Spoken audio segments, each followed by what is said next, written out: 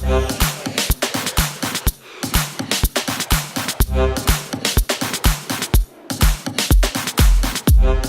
is a 2011 Mercedes SLS AMG.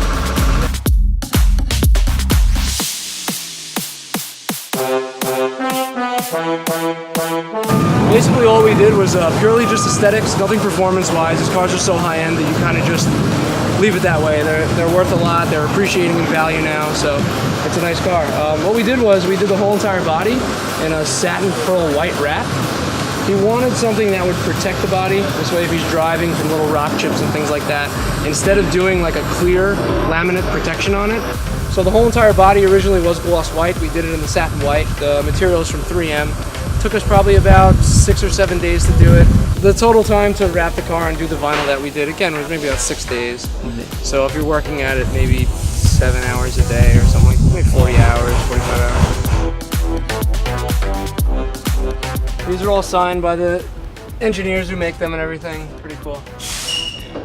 The AMG department of Mercedes-Benz, there's really only a handful of technicians that build these cars. So each engine is hand-built by a select number of people. When it's finished, each technician signs it. So you can actually, you know, look up the gentleman who built the car and check him out and everything.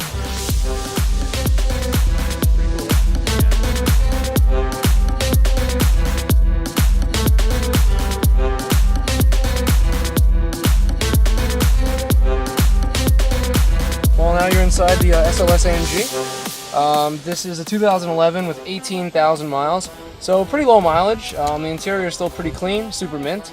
You have a tan interior, full leather, with a nice clean stitch on it. Again, interior stock, we didn't do anything here. Suede headliner. Obviously the most iconic part of this car is the flip doors. Everybody kind of knows the flip doors here.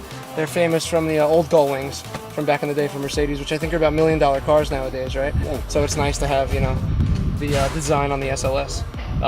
Everything in here is pretty clean. If you look at the newer Mercedes-Benzes, they did revamp the dashboard. So this does kind of show you what the little older dashboard looked like, maybe in 2010, 2009. So the dials and everything are from the older Mercedes. But, you know, at the same time, I don't think that that's going to take much away from it. I think people still want this car. They're still going to want to drive this car because, again, the motor and the experience you have in this car is not something that they're offering nowadays from Mercedes. So, you know, despite the design and everything, it is a little dated, but I think it's definitely going to stay up there as a collectibles car, and it's a future classic for sure, this car, absolutely.